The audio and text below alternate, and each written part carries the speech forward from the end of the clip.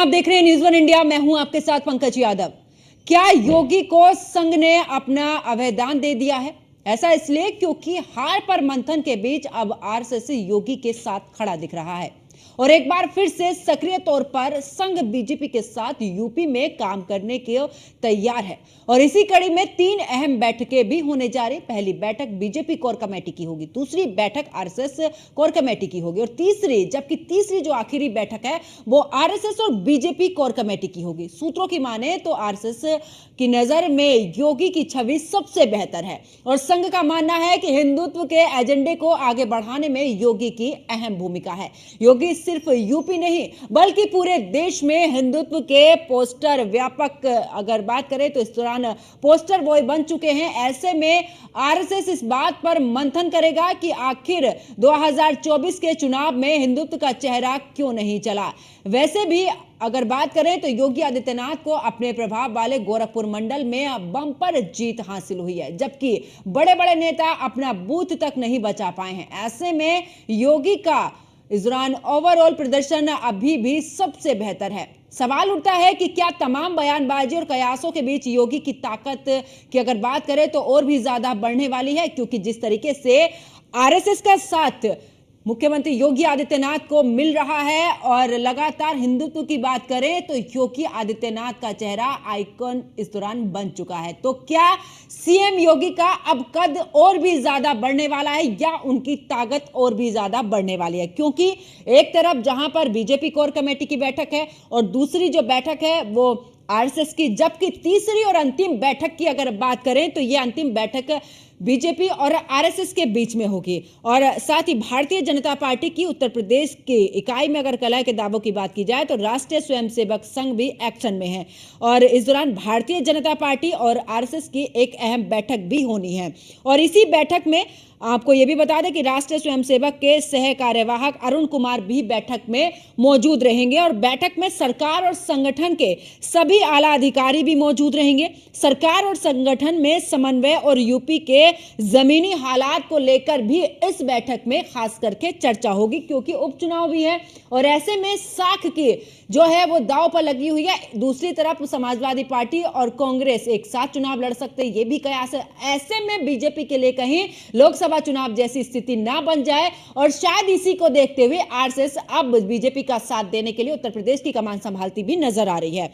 ये जो बैठक है वो 20 और 21 जुलाई 2 दिन चलेगी। संगठन की नाराजगी और कार्यकर्ता के कथित जो असंतोष है उसके बीच में ये महत्वपूर्ण बैठक मानी जा रही है।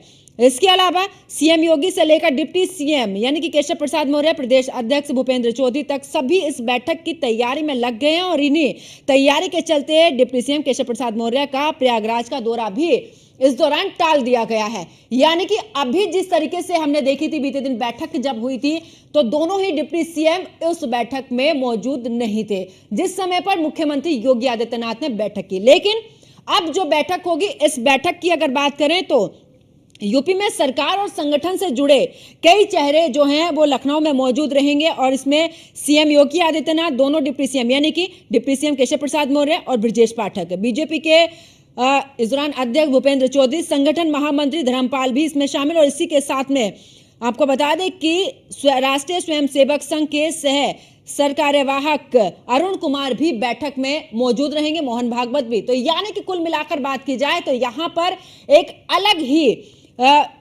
यहां पर रणनीति बनती नजर आएगी, क्योंकि बीजेपी और आरएसएस, इससे पहले हम लोकसभा चुनाव की तरफ नजर डालें तो वहां पर थोड़े सुर जरूर बदले हुए नजर आए थे। इंद्रेश कुमार की अगर बात करें उनका बयान आया था जब अयोध्या सीट की अगर बात करें और उसके बाद उससे पहले की अगर बात करें तो मोहन भागवत का भी बयान सामने आया था जहां अहंकार की बातें हुई थी। लेकिन ऐसे में तमाम राजनीति हुई, विपक्ष की अगर बात करें तमाम मुद्दे बनाए कि आखिरकार अब आरएसएस का साथ नहीं मिल रहा है तो बीजेपी अकेले ही चुनावी मैदान में, और आखिरकार जनता ने उसका भी रुख समझाया। तमाम इस तरीके की राजनीतिक चर्चाएं बहुत ज्यादा तेजी से फैल रही थी। लेकिन अब उन राजनीतिक चर्चाओं पर पूरी तरीके से पूर्ण विराम लग जाएगा जब आरएसएस और बीजेपी की यह बैठक होगी और इस बैठक में अब देखना होगा कि आखिरकार क्या कुछ चर्चा होती है, क्योंकि केशव प्रसाद मौर्य को लेकर जिस तरीके से समाजवादी पार्टी भी हमलावर है कि आखिरकार एक अलग ही नेतृत्व के साथ में केशव प्रसाद मौर्य अलग रणनीति बना रहे हैं, उनकी एक अलग ही जो अगर बात करें अलग धुरी में वो चल रहे हैं। ऐसे में क्योंकि जब ये बैठक होगी और सब एक साथ में रहेंगे तो क्या इस दौरान सब कुछ सुलझा हुआ नजर आएगा, इस पर भी सभी की नजरें बनी हुई हैं।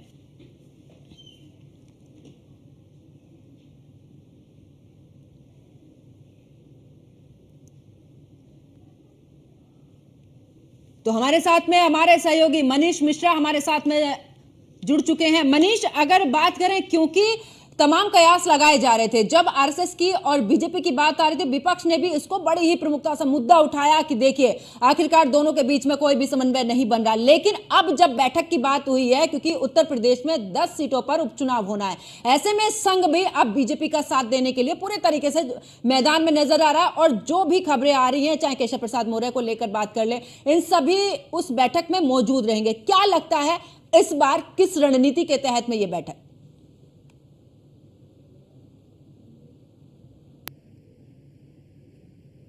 2024 के इलेक्शन हुए हैं लोकसभा के, और 4 जून के बाद जो स्थिति है वो किसी से छुपी नहीं है।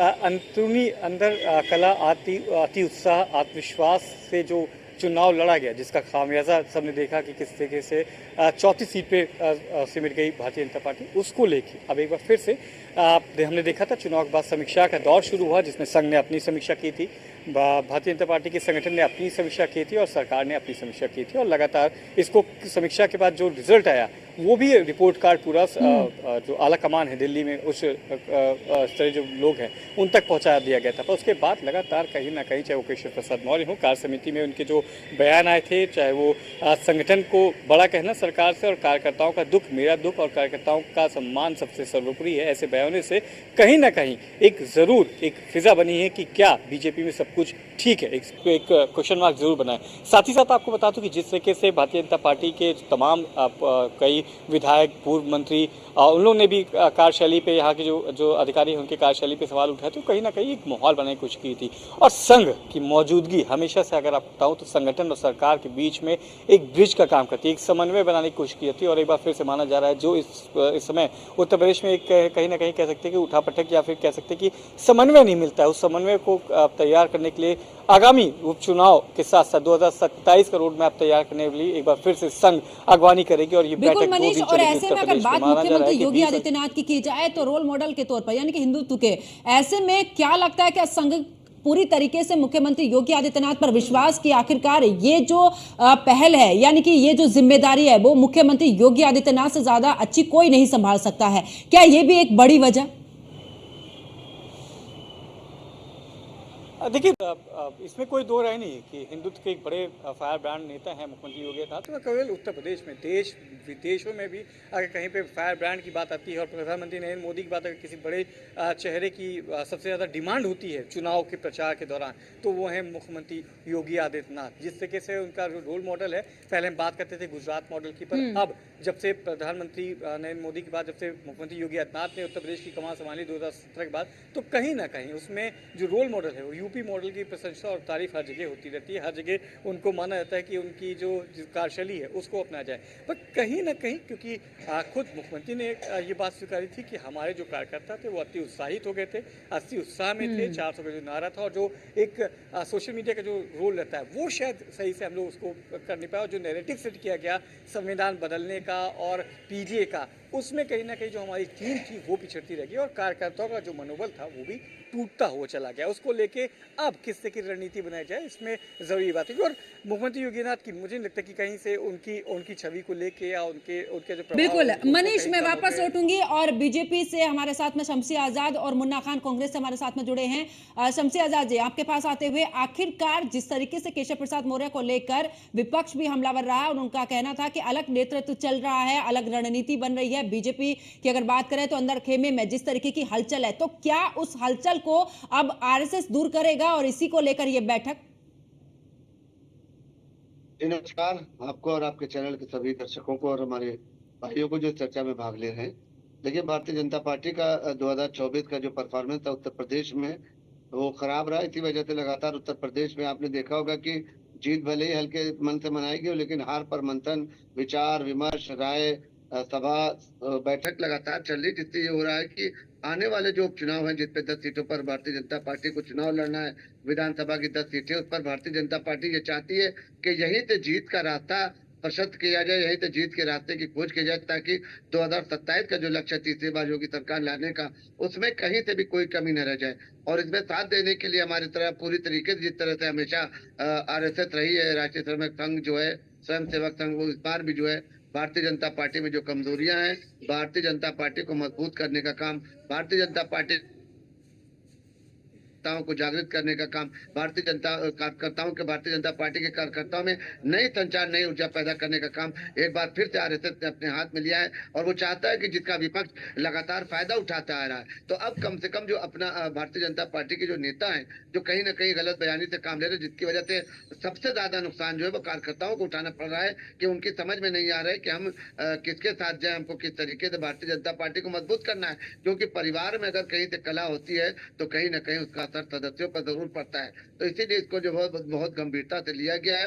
और जो बैठक की जा रही है उसमें यह आदेश बिल्कुल साफ दिया गया है कि जो भी पार्टी के कार्यकर्ता है, संगठन के जो भी लोग हैं, उनको इस बैठक में अनिवार्य रूप से रहना है, विचार विमर्श किया जाएगा। क्योंकि इसके बाद जो होगा वो 10 सीटों का ऐलान करना है, 10 सीटों पर चुनाव होना है। तो भारतीय जनता पार्टी नहीं चाहती कि जिस तरीके से लगातार दूसरी बार प्रचंड बहुमत से योगी जी की सरकार बनी है, और यकीनन योगी जी इस वक्त हिंदुस्तान में शमसी आजाद जी, अभी जो बीते दिन हुई थी बैठक, उसमें केशव प्रसाद मौर्य और ब्रजेश पाठक दोनों में से कोई भी शामिल नहीं हुए। ऐसे में तमाम कयास लगाए जा रहे थे। अब जो बैठक होगी, इस बैठक में सभी रहेंगे, यानी कि केशव प्रसाद मौर्य भी रहेंगे जो कि इस दौरान दिल्ली में डेरा डाले हुए थे, और ब्रजेश पाठक भी रहेंगे। तो क्या अब पूरे तरीके से समन्वय, जो नाराजगी है उसको दूरी? प्रदेश कार्य समिति की बैठक हुई थी, अभी इसमें हमारे केशव प्रसाद मौर्य भी थे, ब्रजेश पाठक जी भी थे। तो ऐसा नहीं है कि बैठक में नहीं रहते लोग, बैठक में रहना है। और दिल्ली जाने के बाद ही उनको साफ मैसेज दिया गया है कि सबसे पहले संगठन है, सरकार है, भारतीय जनता पार्टी का परिवार है, उसके बाद अगर कोई बात होती है तब आपकी बात सुनी जाएगी। तो अभी जो फोकस है वो ये है कि 2027 तक आपसी सभी जी, वापस लौटूंगी। मुन्ना खान हमारे साथ में जुड़े हुए हैं कांग्रेस से। मुन्ना खान जी, क्योंकि बहुत ही ज्यादा उत्साहित था विपक्ष इस दौरान के केशव प्रसाद मौर्य अलग जा रहे हैं, और ऐसे में जो उपचुनाव होने हैं, कहीं ना कहीं बीजेपी जो है वो पूरे तरीके से अब नीचे स्तर पर जा रही है। हालांकि सीटें हमने लोकसभा के चुनाव में देखी, आपकी भी बड़ी, समाजवादी पार्टी की बड़ी, गठबंधन ने एक अच्छा यहां पर काम किया है। ऐसे में आपको क्या लगता है, क्योंकि आरएसएस अब पूरे तरीके से संभालने के लिए भी आ रहा है, दोनों के बीच में समन्वय बनाने की भी कोशिश हो रही है, ऐसे में क्या कुछ तोड़ रहेगा आपके पास में?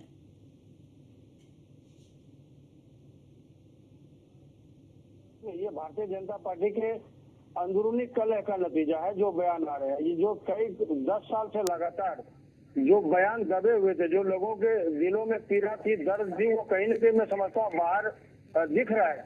चाहे वो बयान के द्वारा हो, या किसी के लहजे के द्वारा हो, या सरेआम मंच से हो, खुले मंच से हो, ये लहजे ये दिख रहा है। ये इसलिए दिख रहा है कि किस तरीके से 10 साल से लगातार शाह और शहनशाह ने तानाशाही की राजनीति की, किसी की नहीं सुनी। चाहे आरएसएस हो, देश के जवान हो, देश के किसान हो, देश के महिला हो, देश के व्यापारी हो, किसी ने नहीं सुनी। इसका ये नतीजा है कि आज कहीं ना कहीं वो गुस्सा आज बाहर आ रहा है। इसे विपक्ष का कोई लेना देना नहीं। विपक्ष तो बार बार ये कह रहा है कि आरएसएस तब क्यों नहीं बोला जब 78 लाख युवा बेरोजगार हो गए, तब तो आरएसएस ने कुछ नहीं बोला। जब आए दिन महिलाओं पे अत्याचार हो रहे थे, आरएसएस ने एक शब्द नहीं बोला। जब किसान 12 महीने लगातार धरने प्रदर्शन कर रहे थे तो आरएसएस ने कुछ नहीं बोला। तो ये मैं कह रहा हूँ आरएसएस आज क्यों बोल रहा है? क्योंकि आरएसएस को दिख रहा है, छोटी सी थ्योरी आप समझिए, आरएसएस को अटल बिहारी वाजपेयी पे इंटरेस्ट था, अटल बिहारी वाजपेयी को लाए। अटल बिहारी इंटरेस्ट दिखा, आडवाणी को लेके आ गए। आडवाणी के दिन डूब गए तो इसे मोदी में इंटरेस्ट देखा, मोदी को लेके आ गए। अब इसे मोदी में इंटरेस्ट नहीं दिख रही है। बिल्कुल सरल तरीके से समझने की जरूरत है। आरएसएस कभी भी अपने स्वार्थ के लिए काम किया है। आरएसएस ये चाहता कि सत्ता में मैं बना रहूं, चाहे देश के युवा बेरोजगार हो जाए, किसान लाचार हो जाए, मजदूर मजबूर हो जाए, व्यापारियों के व्यापार बंद हो जाए, महिलाओं पे सरेआम अत्याचार बढ़ जाए, तो ये सब जायज है। लेकिन आरएसएस सत्ता में रहना चाहता है, इसीलिए बार बार जिसमें इसे इंटरेस्ट है उसको ये आगे करते हैं, जो प्रेजेंट है उसे निगलेक्ट करने का काम करते हैं। और इसे आप साफ समझ जाएंगे। कोई मीडिया चैनल खुल के नहीं कह रहा, मैं कांग्रेस का प्रवक्ता हूँ, मैं खुल के कह रहा हूँ यही एक मेन वजह है कि कहीं ना कहीं देश आज जो बर्बाद हो रहा है उसमें कहीं ना कहीं आरएसएस का भी योगदान है, आरएसएस की भी सहयोग कर रहा है। इसीलिए देश की जनता ने इस बार 2024 के चुनाव में आरएसएस की भी बात नहीं मानी। जो 400 पार के नारे थे, ये अहंकार का एक शब्द था जो शाह और सहनता के द्वारा गढ़ा गया था। लेकिन देश के जनता ने बताया कि लोकतंत्र भी देश में कोई चीज है। 400 तुमने 800 या 600 पार कह लो, लेकिन जो मत आएंगे वो तुम्हें अपने हिसाब से आएंगे। आपने देखा किस तरीके से चुनाव के दौरान युवा के रोजगार की बात नहीं हुई, महिलाओं पे अत्याचार की बात नहीं हुई, शमशान, कब्रिस्तान, हिंदुस्तान, पाकिस्तान, 4 मुद्दों पर चुनाव लड़ा गया। लेकिन विपक्ष जो मेन गहन मुद्दा था उसे भटका नहीं। देश के प्रधानमंत्री ने कई बार भटकाने की शुरू की। आपने देखा राजनीति बुलेट ट्रेन से शुरुआत हुई, भैंस पे आके खत्म हो गई, बाद में मंगलसूत्र पर आ गई, बाद में यह भी कह गया कि आपके घर के भैंस खोल लेंगे, मंगलसूत्र छीन लेगा। देश के प्रधानमंत्री क्योंकि पढ़े लिखे नहीं, चौकी पास राजा है, तो बोलने का भी शौर नहीं। कई बार ऐसे बयान देते लोगों को चुभ जाता है। इस तरीके के बयान एक संवैधानिक पद में बैठ करके आज तक इतिहास में किसी भी प्रधानमंत्री ने नहीं दिया हुआ, लेकिन देश के प्रधानमंत्री ने दिया, जिसका खामियाजा देश के प्रधानमंत्री को भुगतना पड़ा और भारतीय जनता पार्टी को 240 सीट पे भारतीय जनता। मुन्ना खान जी, आप कह रहे हैं कि इससे विपक्ष को लेना नहीं है। आखिरकार अखिलेश यादव भी ट्वीट करते हैं, विपक्ष की तरफ से भी तमाम बयान आते हैं। उनका कहना रहता है कि केशव प्रसाद मौर्य क्या दिल्ली चले गए, उस दौरान तो हलचल ही तेज हो गई थी, उत्साहित इतने हो गए थे, एक के बाद एक ट्वीट आने शुरू हो गए थे और कहा जा रहा था कि अब तो बीजेपी ने जिस तरीके से संगठन दूसरे जो पार्टियां उनको तोड़ने की कोशिश की है, उसी का नतीजा है कि आज बीजेपी के खेमे में हलचल नजर आ रही है। लेकिन कुर्सी को लेकर भी तमाम बातें यहां पर सामने आई। लेकिन अब तो ऐसा लग रहा है कि बीजेपी ने जो हार देखी है, यानी कि जो उसने सीटें गंवाई है, उससे सीख लेते हुए बीजेपी फिर से आगे आ रही है, बीजेपी फिर रणनीति के साथ में आगे आ रही है। तो मुश्किल आपके लिए बढ़ेगी कि नहीं बढ़ेगी?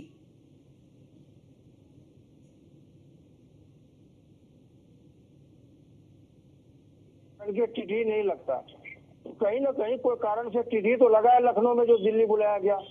तो विपक्ष ऐसा नहीं है, सूत्र आप लोगों के पास है, सूत्र बीजेपी के पास है, सूत्र विपक्ष के पास भी है। और ये सूत्र बता रहा है कि योगी सरकार के दिन कुछ ही दिन बचे हैं, 2 दिन, 4 दिन, 6 दिन, क्योंकि रडार जो शाह और सहनता के वो कस चुका है योगी आदित्यनाथ के लिए।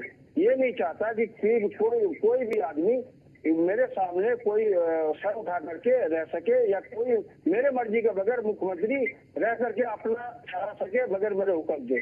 तो ये सार्वजनिक तौर पर खुले बातों में चल चुकी है चर्चा। यानी कि मुन्ना खान जी, आरएसएस ने क्या आईना दिखाने का काम किया है क्या? फिर आपके कहने का तात्पर्य यही है क्या कि आरएसएस ने बीजेपी को आईना दिखाने का काम किया है कि आखिरकार उससे बड़ा कोई नहीं? आरएसएस ने बीजेपी को आईना दिखाने का काम नहीं किया है। जो अंदर चले फूट थी, जो शाह और शहनशाह जो बंद कमरे में डिसीजन लिया करते थे, किसी से नहीं पूछते थे। मैं ये कह रहा हूँ 10 साल के बाद आज आरएसएस को मोदी में खोट क्यों दिख रहा है, योगी में स्वार्थ क्यों दिख रहा है? समझने की बात है पंकज जी, आप समझिए। मैं पहले वाजपेयी से मोह भंग हुआ, आडवाणी ले आया, आडवाणी से मोह भंग हुआ, मोदी ले आया, अब मोदी से मोह भंग हो चुका है। चलिए जवाब ले लेते फिर मैं मनीष के पास में पहुंचूं। बिल्कुल शमसी आजाद जी, क्या वाकई में जिससे मोह भंग हो जाता है तो दूसरे को क्या चुनावी मैदान में उतारने के लिए आरएसएस काम करता है? क्योंकि ये मुन्ना खान सवाल पूछ रहे हैं। देखिए, मुन्ना खान का ये अपना मामला होगा। मुन्ना खान की सोच जहाँ तक है वो वहीं तक बात कर सकते हैं। इनकी बातों में बिल्कुल ये साफ दिख रहा है कि ये राजनीति अभी परिपक्व नहीं हो पाए हैं, न ये न इनके नेता। इनको खुद अभी अपनी जमीन तलाशना है, किस तरीके से उत्तर प्रदेश में अपनी पकड़ बना रहा है, दूसरों के रहमो करम पे चल रहे हैं, किस तरीके से समाजवादी पार्टी ने इनको एक सीट के लिए अपने पैरों पर झुकाया, किस तरीके से इनका राजनीतिक चीरहरण हुआ, ये सबके सामने है। ये पहले अपने को देखे, अपने संगठन को देखे। देखिए हर कोई भी, चाहे बीजेपी में हो या किसी भी पार्टी में हो, हर कोई अपने खुद को आगे बढ़ाने की कोशिश करते हैं। तो इस पर तो मुझे लगता है कि व्यक्तिगत ना जाके जो सवाल सीधे तौर पर है उसका जवाब आप दें कि क्या वाकई में ऐसा है, क्योंकि उन्होंने कई सारे उदाहरण भी दिए हैं। बात हो रही राजनीतिक चर्चा और यहाँ व्यक्तिगत तो हमने किसी के ऊपर कटाक्ष किया भी नहीं है, ना हमने राहुल गांधी का नाम लिया, ना हमने अभी अखिलेश यादव की बात की, हमने तो पार्टी की बात की ना कि उनको अपनी जमीन तलाश करनी है। सब बढ़ाने की कोशिश करते हैं। शमसी आजाद जी, मेरा सवाल यह है कि उन्होंने जो पूछा है, चाहे आडवाणी से लेकर अब आखिरकार मोदी तक आ चुके हैं, प्रधानमंत्री नरेंद्र मोदी तक, तो क्या योगी आदित्यनाथ को आगे बढ़ाने की मंशा क्या यही है क्या? सीधा सवाल है, सीधा सा जवाब उसका। कांग्रेस पार्टी लगातार 15 सालों से एक ही चेहरे को प्रोजेक्ट कर रही है। वही राहुल गांधी को एस्टेब्लिश करना चाहती है, अखिलेश यादव वही अकेला एक चेहरा समाजवादी पार्टी में। लेकिन भारतीय जनता पार्टी में तो आज आप देख लो जेपी नड्डा जी कहां से कहां आ गए, उनको कैसे बनाया गया। रामनाथ कोविंद जी कहां से कार्यकर्ता थे, उनको राष्ट्रपति तक बनाया गया। द्रौपदी मुर्मू क्या थी, उनको जो है राष्ट्रपति बनाया गया। मोदी जी को आप देख लीजिए, उनको प्रधानमंत्री बनाया गया। तो हमारे यहाँ तो नीचे तो ऊपर तक लोगों को प्रमोशन दिया जाता है ना, एक ही चेहरा हमारे यहाँ नहीं रखा जाता है। हमारे यहाँ लगातार परिवर्तन होते रहते हैं, जिससे ये होता है कि कार्यकर्ताओं में उत्साह बना रहता है कि आज इनकी बारी है तो कल हमारी बारी है। मुन्ना खान जी, मुझे लगता है कि आपको जवाब जरूर मिला होगा। आपने जो सवाल पूछा था कि आखिरकार क्यों कद बढ़ाया जा रहा है योगी आदित्यनाथ का। मनीष, क्या लगता है, दोनों पक्ष सुने आपने यहाँ पर, बीजेपी का भी और कांग्रेस का भी, और ऐसे में जब आरएसएस साथ दे रहा है, क्या लगता है जमीनी हकीकत? देखिए, ये अगर आप बात करेंगे कि किसी विपक्ष के करने पे अगर कोई चीज़ हो रही है या फिर ये बैठक हो रही है तो वो आप उसमें गलत नहीं हो सकते, पूरी तरह से गलत नहीं हो सकते। पर ये बैठक समन्वय बैठक है और ऐसे हालात पहली बार नहीं हुए। आप देखेंगे कई बार ऐसे पहले भी हुए थे। 2022 का आपको याद होगा जब विधानसभा का चुनाव होना था, उसके पहले भी ऐसी अटकलें लगाई जा रही थी कि अब बहुत चीज़ें चेंज हो जाएंगी, अब बहुत चीज़ें नेगेटिव सेट हो गया था, अब प्रदेश में सरकार नहीं आएगी और तमाम ऐसी चीज़ें देखने को मिली थी। उसके बाद आपने देखा था बिल्कुल समान तौर से चीज़ें आई। 2022 में पूरी पूर्ण की सरकार भी बनी। एक बार फिर से कई चीज़ें नैरेटिव सेट करने की बात की गई है। केशव प्रसाद मौर्य का उसी दौरान दिल्ली का दौरा होता है, भूपेन्द्र चौधरी का दौरा होता है। अब चीज़ें एक बार फिर से आई हैं। आरएसएस के साथ बैठ के एक समन्वय बैठक की जाएगी, रणनीति बनाई जाएगी और साथ में सबसे महत्वपूर्ण चीज़ होगा कि सब एक साथ हैं, एक स्वर में बात करेंगे। इसको लेकर नैरेटिव जरूर सेट किया जाएगा और वो जरूर हो जाता है, क्योंकि आप एक चुनाव में आप डाउनफॉल में आए हैं, दूसरा आप 10 चुनाव में आपको जाना है, जिसकी आपको तैयारी भी करनी है और नए सिरे से आपको तैयारी करनी है। तो कहीं ना कहीं अपने जो कार्यकर्ता हैं, सबसे महत्वपूर्ण है कि आपके विंग जो आपके कार्यकर्ता हैं उनमें कैसे जोश भरा जाए, उनमें कैसे आप सब चीज़ ठीक है, ऑल इज वेल का आपको जो स्लोगन है उसको दिया जाए, उसके साथ आगे की रणनीति पर काम किया जाए। कितना फायदा होगा, कितनी रणनीति कामयाब होगी, ये आने वाला वक्त बताएगा। 2 दिन का जो मंथन होगा वो बताएगा। और क्या उत्तर प्रदेश में सब चीजें ठीक हैं या सब लोग एक साथ काम कर रहे हैं, ये आगे आने जो 10 उपचुनाव होंगे उसकी झलक होगी। वो कि 2027 में किसी चाहे वो बीजेपी हो चाहे समाजवादी पार्टी हो, उसके लिए एक सेमीफाइनल के तौर पे होगा। और ये 10 जो उपचुनाव होने वाले, इससे कई चीजें, पंकज, उत्तर प्रदेश की जो आगामी चुनाव है उपचुनाव का, उसमें कहीं ना कहीं ये चीजें बहुत ज्यादा मायने रखेंगी और बहुत चीजें हल करती हुई या फिर कहें क्लियर करती हुई दिखाई देगी।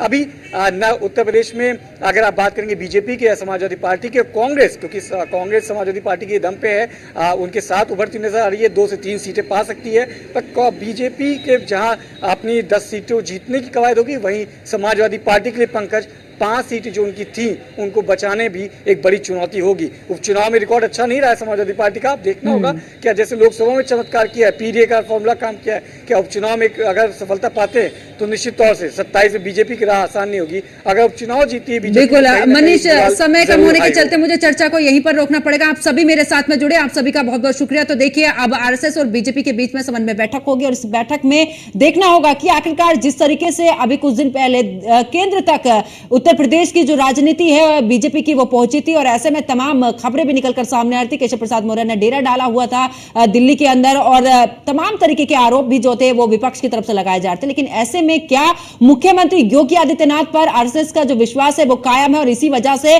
उत्तर प्रदेश में, क्योंकि 10 विधानसभा जो उपचुनाव होने हैं उसको लेकर अब एक नई रणनीति के साथ में आरएसएस और बीजेपी के साथ में मिलकर एक नई रणनीति के साथ में लोकसभा चुनाव से अच्छा प्रदर्शन यहां पर करेंगे, ये वाकई में देखने वाली बात होगी। मेरे साथ फिलहाल इतना ही। आप देखते रहिए न्यूज़ 1 इंडिया। नमस्कार।